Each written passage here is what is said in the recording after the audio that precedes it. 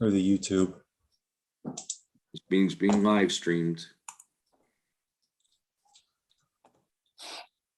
All right, looks like it's working. Here, I'll admit the waiting room.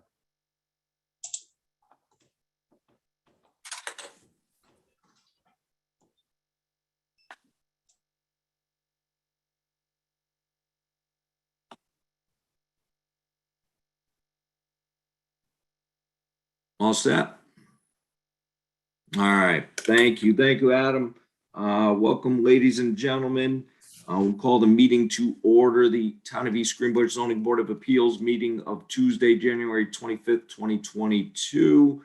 It's 7:44 p.m. Sorry for the technical glitches here getting us back online, but we are good to go again. So do apologize for the delay, but we'll get moving.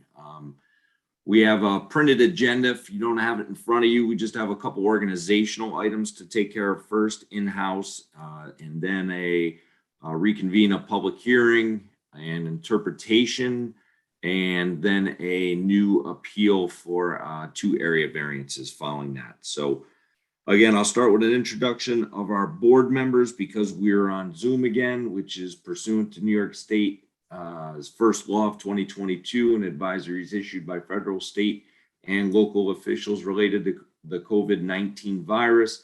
The zoning board is convening remotely. So I will start just going around my circle. We have Scott Stravell. Scott Stravell. Tom Hickey. Tom Hickey. Bob Seward. Good evening. Matt Ostagai. Good evening. I'm the chairman, Jeff Pangburn. We also have our zoning board of appeals attorney, Bill Hesney. Evening.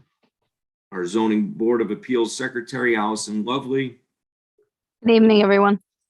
And our court stenographer tonight, Kateri Radigan. We also have present our director of planning and zoning, Adam Yagelski, who is helping us also with the Zoom logistics. So just so you know, we will try and keep everybody muted except for the board members, except for when it is time for comments. Feel free to use the chat or raise your hand if you wish to speak. We'll go one by one on the appeal and leave opportunities for the public to speak when the time comes. So to review why we're here tonight, an applicant for a variance or an interpretation is being afforded a public hearing to appeal the decision of the code enforcement officer or via referral from the planning board. The legal criteria used by the board in determining the disposition of the appeal is defined by state law, is documented in the comprehensive zoning law, and was provided to the applicant at the time of their application. Based on this guidance, the applicant is expected to present his or her case to the Zoning Board of Appeals, and then the public will be afforded an opportunity to comment on the application. We request all comments and questions be addressed to the board and not directly to the applicant. The board will then review the materials submitted as well as the testimony presented at this hearing by both the applicant and the public, and will either determine the disposition of the appeal by a majority vote tonight or table the public hearing to a future date. As per town code, any member of the public wishing to speak today shall not be required to disclose his or her name, address, or any other contact related information. As I said, we have a couple organizational items, and we will start with just a notice that meetings will be held 2 times per month on the 2nd and 4th Tuesday of each month. Meetings will commence at 7:30 p.m. via Zoom or in the town courtroom or in the town community room of Town Hall. We have appointments already made by the town board, which appointed Allison Lovely as the Zoning Board of Appeals secretary and William Hesney as the Zoning Board of Appeals attorney at their January 3rd, 2022 organizational meeting. For appointment of a vice chairperson, I will make a motion as follows. The Town of East Greenbush Zoning Board of Appeals hereby appoints Matt Ostagai as the vice chairman in the absence of the zoning board chairman. Do I have a second from the board members? I'll second that, Jeff. Seconded by Bob Seward III. And roll call as follows. Jeff Pangburn, yes. Bob Seward, the third. Yes. Matt Ostagai, Yes. Scott Stravell, Yes. Tom Hickey. Yes. The motion carries by a 5-0 vote. Thank you. We have authorization for scheduling applications for public hearings. A motion was made by Jeff Pangburn as follows. The Town of East Greenbush Zoning Board Chairman and Secretary have approval to schedule applications for public hearings. Do I have a second? I'll I'll second. second that. Second by Tom Hickey. Thank you. And roll call as follows. Jeff Pangburn, yes. Bob Seward, the third. Yes. Matt Ostagai, Yes. Scott Stravell, Yes. and Tom Hickey. Yes. That motion also carries by a 5-0 vote. Thank you. Last one is acceptance of the 2022 meeting calendar, which was provided to the members and published online. Motion was made by Jeff Pangburn as follows. The Town of East Greenbush Zoning Board of Appeals hereby approves the proposed 2022 meeting calendar. Do I have a second? I'll second it. Scott Stravell, thank you. And roll call as follows. Jeff Pangburn, yes. Bob Seward, the third. Yes. Matt Ostagai, Yes. Scott Stravell, Yes. and Tom Hickey. Yes. Thank you all. Motion carries by a 5-0 vote.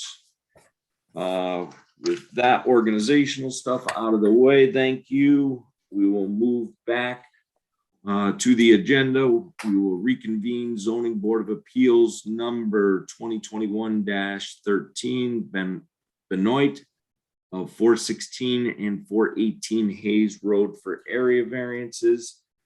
This was initially started, the public hearing, on December 14th, 2021, and tabled for future follow-up, as well as a seeker determination by the planning board. For the applicant, do we have anything else they wish to enter into the record?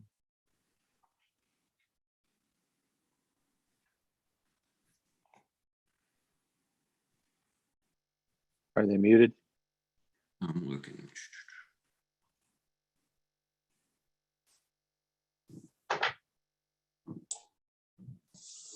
I don't know that we have anybody from the applicant. We can go through the, Allison, do you remember if he reached out? Did you catch anything via email if he was going to make it today? I know. Yeah, no, I didn't.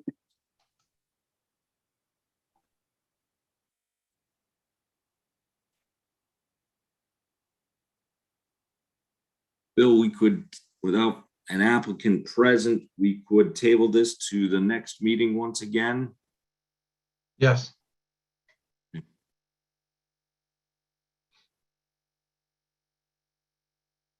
Yeah, I don't see John in there.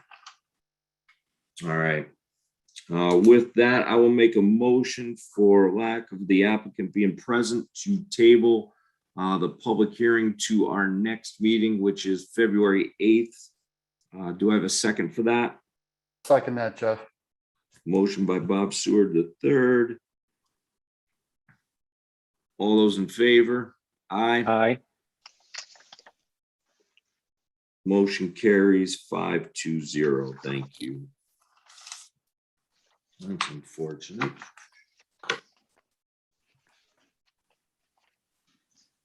All right, we now have what we call appeal number 2021-14, CMT East Greenbush LLC of 590 Columbia Turnpike.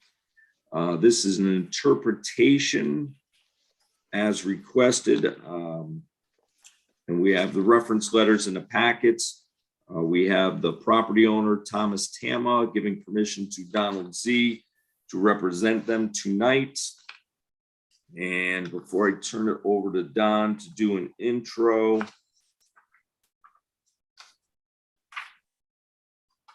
within our package, we also have the original use variance for the property.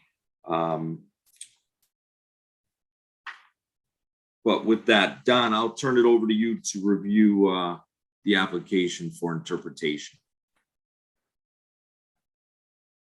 Hang on one sec, we'll unmute you.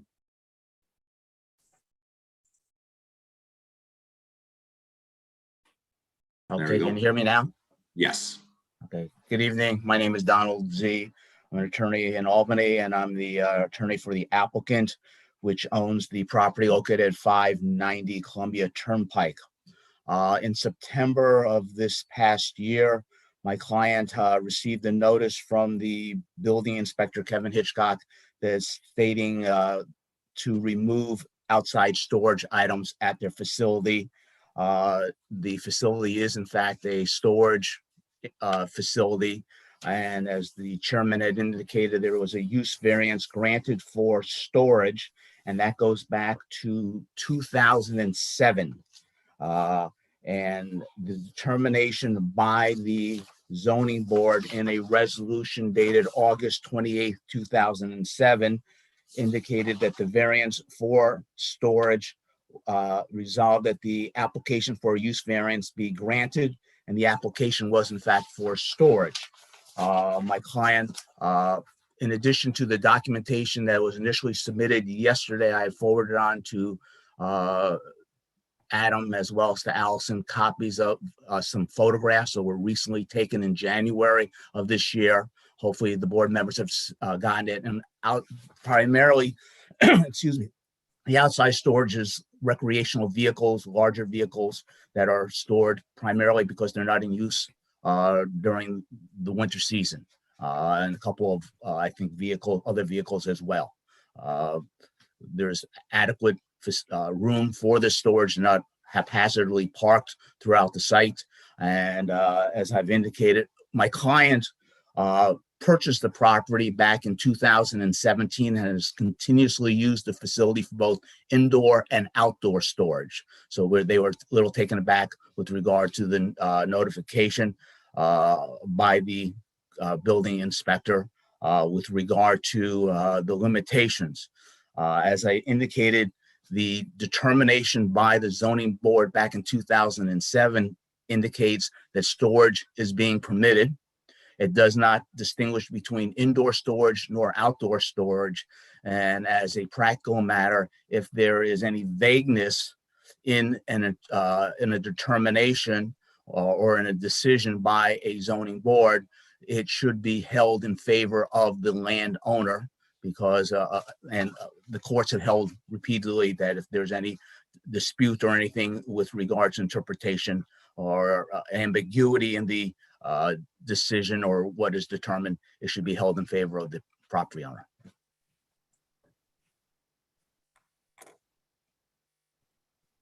Don, do you have a reference for that statement you just made? I can provide it to the board, but it's pretty standard with regard to interpretations, with regard to ambiguity. Okay. But I can provide that tomorrow to your counsel. And you stated the property has been doing outdoor storage for how long? Well, my client has owned it since 2017, and they've been utilizing it consistently since that time. It was our understanding that, and I did not handle the transaction when the current owner purchased it, nor did I handle the transaction when the use variance initially was obtained in 2007. But it was my client's understanding that outdoor storage was used at that point in time as well. So you're I have to say that I think it may not have been visible up until recently because there's been some redevelopment in front of this parcel. So that may have brought the public or the code enforcement officer to see this storage and not be aware that it's been done repeatedly and over the years. And we understand that a parcel nearby also has had outdoor storage, but that parcel never, and they've been doing that for several years as well. And that parcel never got a use variance. And we have no relationship to that, but they were notified at the same time my client was. So I think it's just because of the activity that's occurred there recently, as there have been some visibility. And we do see that the use variance was just for, unfortunately, it was for warehousing and storage type use. Unfortunately, believe it or not, even though it looks like the 2007 appeal required 3 different meeting nights to get through it, the town has been unable to find the records or notes of the minutes of that meeting. So they continue to look for those minutes. We're trying to put our hands on those to see what discussion was made back then. But the actual resolution itself refers to the appearance of the building, but does not refer to outside. So hence, I think why the ambiguity here on what we're looking for. We also have, and for the public's benefit, this is in relation to the 1986 comprehensive zoning law, which has since been superseded in 2008. But it was last updated in 2004, and a review of that document does not have a definition of warehouse and storage in it, so does not help us either. Don, you mentioned that this is a different property owner purchased the property in 2017. That's correct.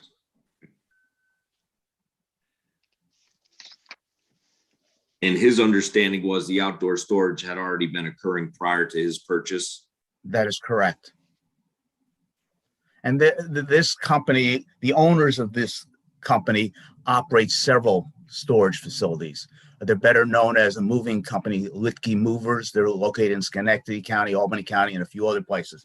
So, I mean, it's my understanding they did their due diligence in acquiring the property, and obviously we're cognizant of the determination and representations by the sellers with regard to storage being permitted. And the current interior of the building is being used for what? Storage. Storage. Okay. Public rental storage. Public That's comes in correct. and rents. Yes. I haven't been in that building since it was a racquetball club, so I can't picture it. So, all right. Questions from the board members? Anybody have questions?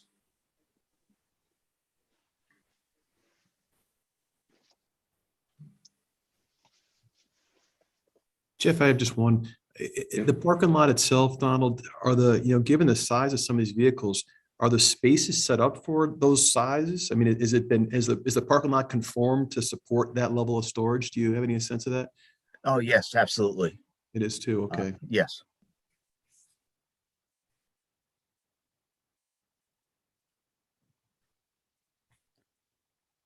There's, in fact, excess parking area, pavement, etc. My experience with self-storage facilities, in fact, I've gotten approvals for numerous ones and in the process in another community. There's very little traffic, customers going into a self-storage facility, especially one of this nature. You might have less than half a dozen cars a day going in there. And occasionally you'll have a larger vehicle when they deliver, or when a new storage unit is being occupied or things are being removed, but very rarely do people go there. It's a low traffic generator. It was the land clearing, Donald. That wasn't your client who had done that. That was the folks who own the adjacent property. That is correct. And just so you know, my clients have been working with them on a variety of matters for their benefit. They needed some easements to develop their center, and my clients and them have worked into an agreement. I don't believe they have any objections to my client's use unless they have a representative here, but they've never raised any concerns to me during my various conversations with them. Thank you. I think the property in question was the old Weather Vane restaurant that was removed. So you used to have that building out in front that's been down for the last few years. Actually, quite a while now. So, any other questions from board members? Seeing none, any members of the public wish to comment or ask questions tonight?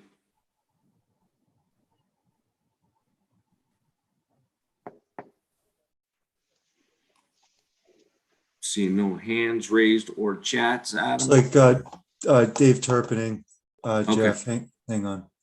We should Got it. probably go around the horn. Oh, yeah. There it is. Let's see if I can find Dave there. Okay. Got David. Just kind of looking at this from a layman's version, whatever the case may be. First, I heard something mentioned about an easement with another landowner. I think there's a history behind that property where that the next landowner that owns the property that's being converted for the town center project, I think it says in their deed that there's an easement that was extinguished. So I'm confused about whether what Mr. Z is talking about as far as them giving the town center people an easement. Can you explain to me that better? I'm not quite sure what that means. Sure, there was probably like a 5-foot wide easement that they needed for their grading purposes and for stormwater management. And we have granted it to them. We've had a written agreement signed with that property owner. And I negotiated that transaction with their attorney. Okay. It was an attorney with Young Summers. Nothing that affects the And it outdoor does not storage affect down. this, Right. right, it does not affect this. It's, in fact, it's a parcel that adjoins this. I just wanted to point out that the only closest property owner we've been working with on various matters. So this property in question was originally zoned B2. Am I correct? I believe so, and reading the original determination by the board, yes, it was a B2 Okay. zoning, yes. And now it's zoned what? B1? Okay. So I was able to locate the comprehensive zoning law that was last updated. I think it was, you said 2004. Yes. And there's a schedule that you referenced on that particular, on your resolution. Yes. And one of the schedule I think you referred to as structured land use. And I have it on a PDF file. And on that, I can share my screen if you'd like to see it. Yeah, it's the use schedule for the Correct. various zones, correct? Right. And on there, it says warehouse and storage. Yes. And in both 1 and 2, it was not allowed. Correct. So, as you said, there was a variance granted that they could have storage there. And yes, it sounds like it's a little bit on the vague side. Doesn't include outside storage. But going forward to the current zoning law, let me see if I got the right document here.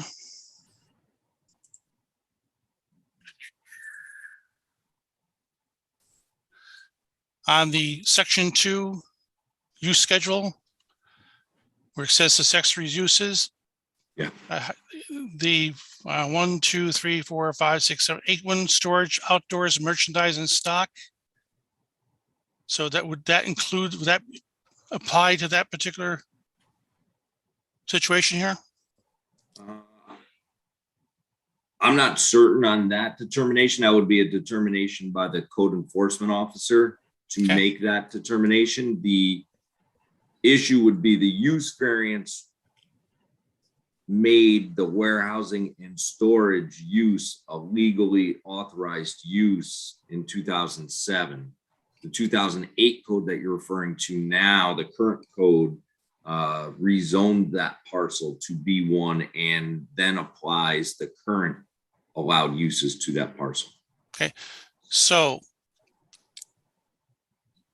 that said, looking at the current zoning law, which you referenced section 3, I think it was 312. Am I correct? Right. If you look at that particular section, It says pre-existing uses which were lawfully conforming at the time of adoption of this local law shall be considered pre-existing conforming usage. Is that what you're talking about, referring to? Yes. Yep. Okay. Now, if you go down before to D on that same page, a non-conforming use may not be changed to another non-conforming use. Okay. Yep. Now you go down to the very last section here. It says 3.12.2, existing prior permits and certificates and variances. Does this section apply where if it was basically underneath a different, law, for lack of better words, Mhm. and then that law provided a special use permit? It says here, okay, then this aforementioned permit, certificate, variance, or special permit shall become null and void unless one of the following conditions is met. Yep. Is that the case? Have those conditions been met? That would be another interpretation. This board has taken the approach that if it was a legally allowed use prior to the adoption of the 2008 code, then it becomes a pre-existing non-conforming use. It is allowed to remain in place as long as it's a continuous use. It's not discontinued for longer than a 12-month period. It is not allowed. And then you have the conditions under 3.12.1 as you were referring to. So yeah. So, And that's where we would need, I'm sorry, David, just one more thing. We would look to build a record that it was a continual use. Mr. Z provided photos. Donald, what were those photos? When were those photos taken? January this year, January of this year. right? We'd have to go back and look at other records just to confirm that the use was continually used, as long as this board also feels that under the use variance of 2007, that outdoor storage was an allowed use as part of that use variance granted. That's what the interpretation is about today.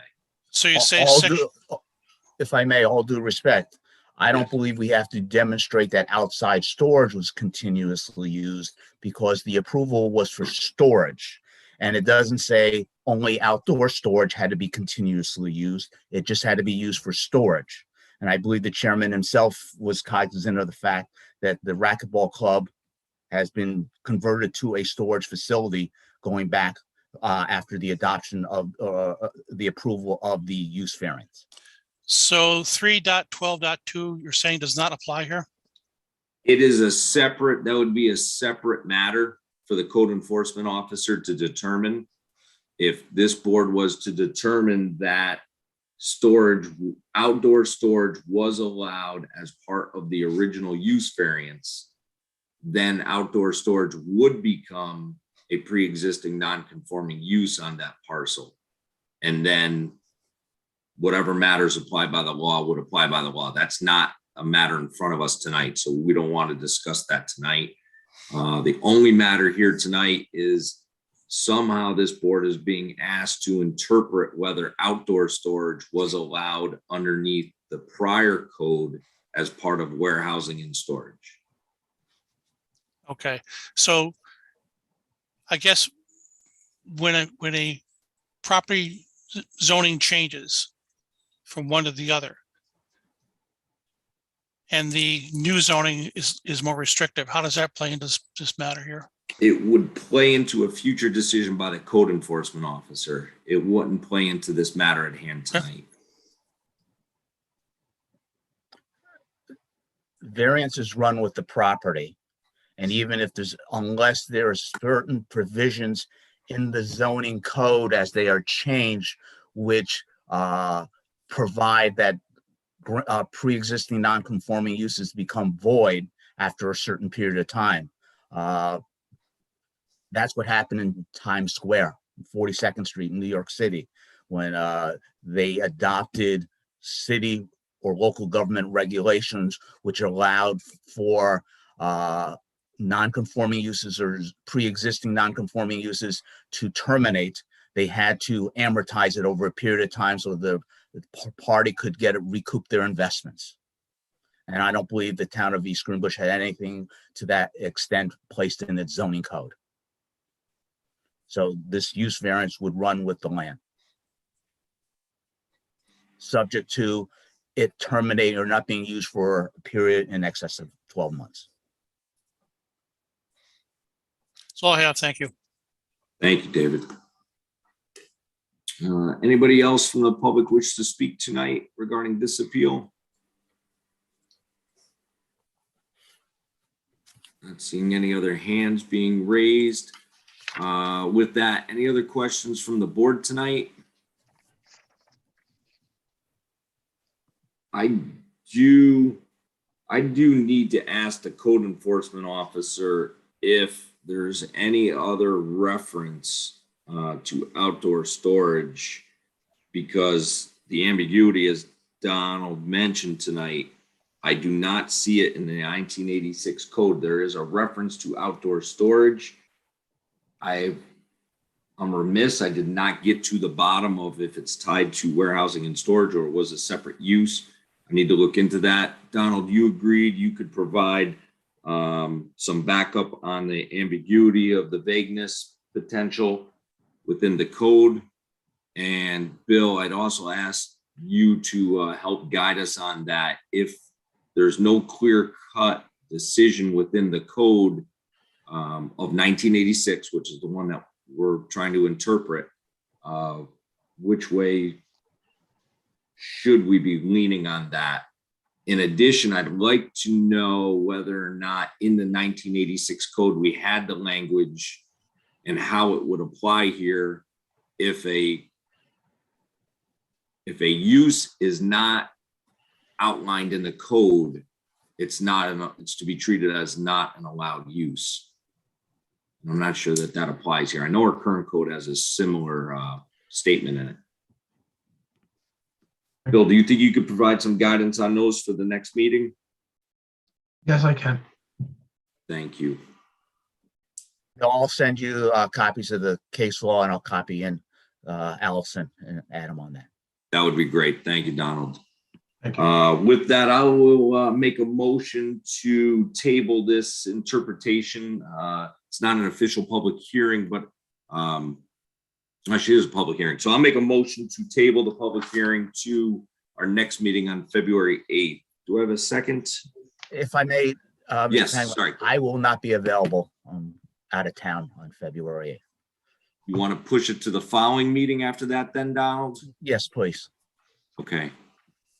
Allison, you gave us a great calendar. We just approved it tonight. Let me refer to it. February 22nd. Correct. Thank you. Do I have a second to table the I'll public second hearing it. to the 22nd? Scott Stravell. Thank you. All those in favor? Aye. Aye. Aye. Oppose? Abstain?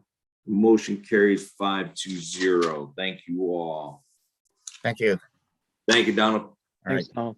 All right. Take care. Good evening. All right. With that, we'll move to the appeal 2021-15. The appeal of Michael and Mary Jane DiGiulio, 44 Tanners Lane, East Greenbush, New York, 12061. We'll open a public hearing. The applicant proposes a minor 2-lot subdivision, and each lot does not have the required frontage in the R2 zoning district. Proposed lot 1 would have 35.71 feet of frontage where 75 feet is required. Proposed lot 2 would have 39.35 feet of frontage where 75 feet is required. The proposed subdivision will not comply with the following provisions of the town zoning law. Section 2.6.6E of the town's comprehensive zoning law. Therefore, the proposed action requires 2 area variances for the property located at 40 and 44 Tanners Lane, East Greenbush, New York, tax map numbers 144.3-1-14 and 144.3-1-1.115. With that, we have a motion to refer to the Zoning Board of Appeals. It was 21-31 of the Town of East Greenbush Planning Board. where they hereby determine that the plat as proposed would violate section 2.6.6E of the Town Comprehensive Zoning Law. That motion carried by 6-0, which is why we're here today. We have notification of zoning review action from Rensselaer County Bureau of Economic Development and Planning. And after having carefully reviewed the information submitted as part of the subject referral, the Bureau of Economic Development and Planning has determined that the proposal does not have a major impact on county plans and that local consideration shall prevail. We have the area variance application from Michael and Mary Jane DiGiulio. And we have an authorization form giving permission to Brian Holbritter to represent them tonight. So with that, I will look for Brian to review the proposal tonight and ideally the criteria for the zoning board to consider, excuse me. Brian, do you want to start from there? Absolutely. Good evening, everyone. My name is Brian Holbritter. I am a licensed land surveyor based out of Scotticook, New York. My clients are Michael and Mary Jane DiGiulio, who reside at 44 Tanner's Lane. That's the big house straight in off the end of Tanner's Lane. They also own the house located at 40 Tanner's Lane that they have as a rental. That's the last little raised ranch house on the right-hand side of Tanner's Lane before you, or I guess just as you enter the cul-de-sac. I began work with the DiGiulios in the middle of this summer and did a boundary survey of both parcels for them in hopes of just creating an existing plan that we could look at and work with to see if they could possibly subdivide their property in a way to create an additional lot. Mike and Mary Jane would really like to sell their existing home at 44 Tanner's Lane to their daughter and son-in-law and their family. The house is just bigger than Mike and Mary Jane need at this point. And what we would like to do is create a new lot, which I am showing as lot 2, where they can build or downsize to a smaller home. And so if you look at the plan I provided, you will see that there was an existing lot line that kind of goes right through where we are showing the proposed house on lot 2. This was the original division line between 40 Tanner's Lane and 44 Tanner's Lane. 40 Tanner's Lane was a little over 15,000 square feet in size, and 44 Tanner's Lane was a little over 63,000 square feet in size in a residential R2 district where only 7,500 feet of area is required for a building lot. So we've actually made 40 Tanner's Lane a little bit smaller. We gave that the minimum frontage required, that being 75 feet, and it will have a size of 11,250 square feet, 1.5 times what is needed for this district.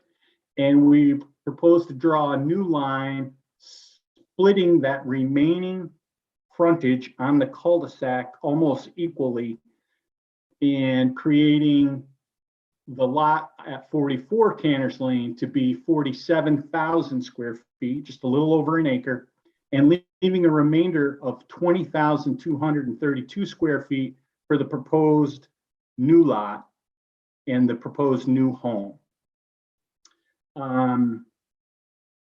We proposed this to the planning board in a meeting, I believe in November, and were directed to come to the zoning board because of our lack of frontage for what I am showing as lots 1 and 2, where 75 feet is required, and we only have 35.7 feet along the curve for lot 1 and 39 feet and change, 39.35 feet along the curve for frontage for lot 2.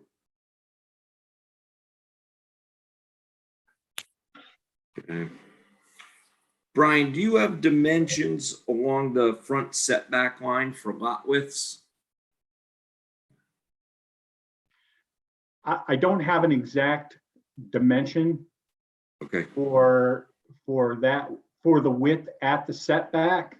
It would be slightly larger at the setback, but it's not going to quite be 75 feet at that point. However, as you can see where the proposed house sits and where the existing house sits, there is way more than 75 feet of width at the actual location of the structures.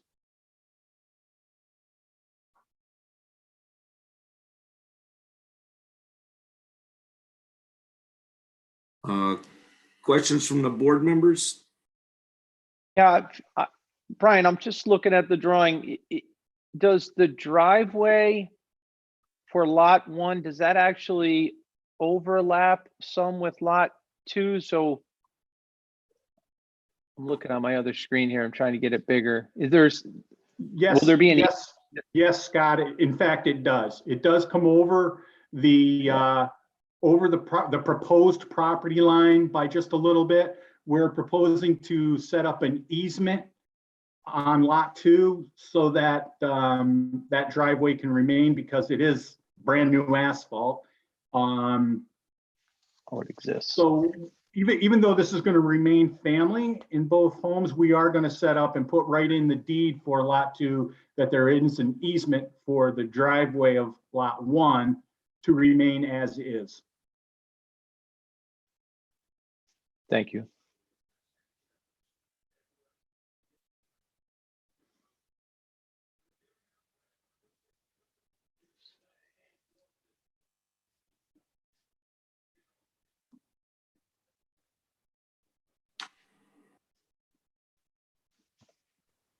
Brian, do you know if any other house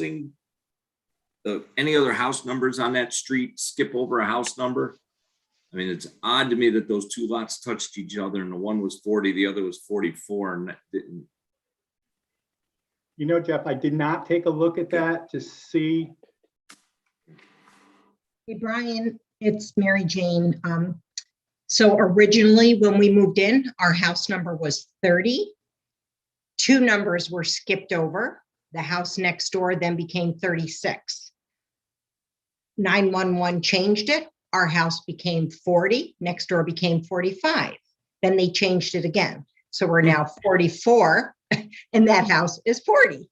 So they've changed 3 times since we moved in, the numbers on the homes on the street. Interesting. Thank you, Mary Jane.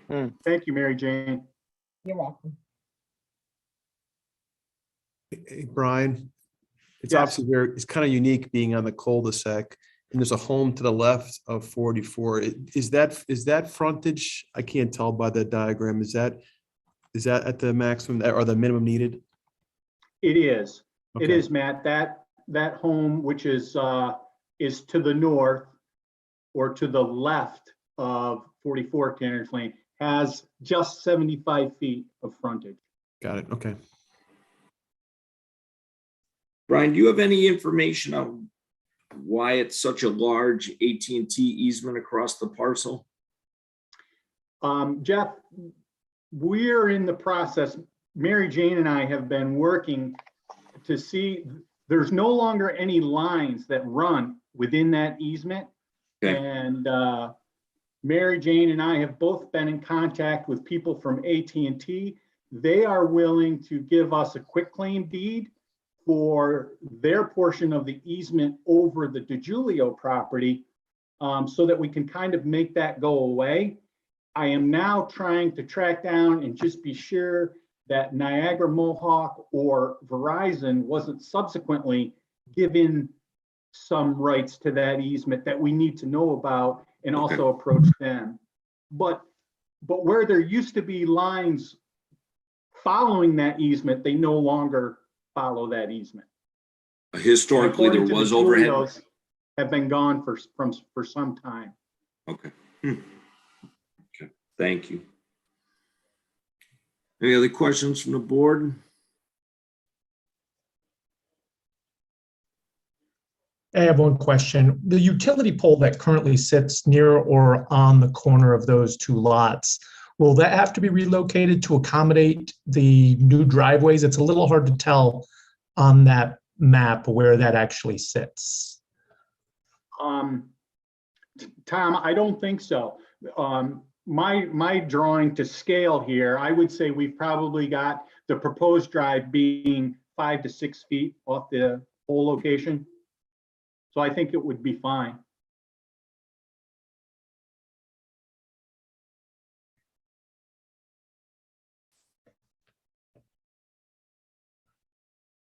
And did Julio's plan to maintain ownership of 40 Tanners still? Yes. Yeah. And the house, the proposed house at 42 meets all the other setback requirements. It's only frontage, correct? It's only frontage. That is correct.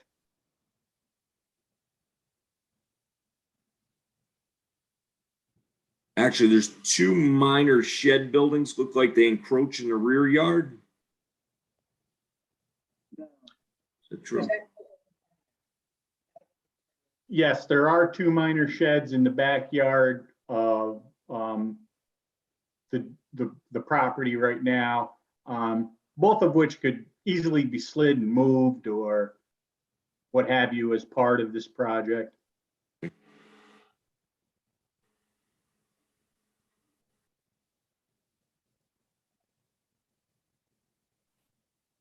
Any other questions from the board? Hearing or seeing none, I will open it up for questions from the public. Any members of the public wish to speak tonight? Looks like David, you're first. There you go. Just from a public perspective, I don't live anywhere near there, so, but I'd like to make some, I think, positive comments here. First of all, that family's probably going through a lot of expense hiring a professional land surveyor and doing all the prep work for this. So it's no easy feat. It's very expensive for an individual homeowner. To me, it's more tax dollars to the town of East Greenbush. So I think that's a good thing. The other thing is that it doesn't look like there's a major thing for utilities. It's all right there, and it's no big deal. It's only one house, one family. And I just think if there's no issue with setbacks, things like that, and if they say they're gonna move their sheds and there's no encroachment there, I don't see why. If I were a board member, I would probably vote to approve it. Let's put it that way. That makes sense? Yeah, thank you, David. All right, with that, any other members of the public wish to speak tonight? I see 2 that don't look like they're associated with the application, and the MT and Robert Muraski. All right. Just so everybody knows tonight, we do, oh, I see Robert's unmuted. No, I'm fine. Thank you. Okay, thank you. All right, with that procedurally, just so everybody knows, we are required, because the planning board requested lead agency status on this one, that the planning board needs to finish seeker along with any questions or referral that we provide them as a lead agent. Once they make a seeker determination, they can refer it back to the zoning board, where we can go to deliberation and make a determination on this. So a little bit of a volley back and forth between the 2 boards, unfortunately, but that is what seeker requires in a coordinated review. So with that, I will make a motion to table the public hearing to our next meeting of February 8th, pending receipt of the seeker determination from the planning board. Do I have a second on that? I'll second Make it. Second by Scott Stravell. Thank you. All those in favor? Aye. Aye. Opposed? Aye. Abstain. Motion carries 5-0. Thank you. So hopefully we can pick that one back up on February 8th. Thank you, Brian. Okay, thank you, everyone. Thanks, Brian. With that, we cannot do workshop deliberation. We didn't close out the public hearing for Benoit, excuse me. I'm gonna keep doing that. We also tabled C and T until February 22nd. So with that, the only thing left on the agenda tonight is approval of minutes, December 14th. Do I have a motion to approve? I'll make the motion. to approve. I got Tom Mickey first. Bob, you want to second that? Yeah, I'll second it. Thank you. All those in favor? Aye. Aye. Abstain, Jeff. I wasn't there. Oppose, abstain, motion carries 5-0. Thank you. With that, that ends everything on the agenda. The only thing I am not certain of is our next meeting on February 8th. Allison, do we have any other business besides potentially reconvening DiGiulio? Not at this time. Not at this time. So that would be the only one. So we will tentatively leave DiGiulio on the agenda for February 8th. I am also going to make the recommendation we hold that virtually. It's only one quick application. So let's do that one via Zoom again. Adam did such a good job this time. Hopefully we can lean on him again. And we'll pick that one up hopefully by the 22nd. Omicron doesn't exist anymore and we're back in person, but we'll see where we are at that point. So I think the virtual works well enough. Let's do it one more time. So any other comments, concerns, questions from the board? All right, hearing none. With that, I will make a motion to close the meeting tonight. Do I have a second? Matt, honestly, I got the one finger up. He must have been thinking about the Yankees again. So with that, all those in favor? Aye. Aye. Oppose, abstain. Thank you very much, ladies and gentlemen. Thank you. Kateri, sorry for the confusion tonight. Sorry, believe me. It's my email for something. It's my fault totally, but it's my birthday too. Believe me. You're Happy kidding. birthday. Happy birthday. Happy birthday.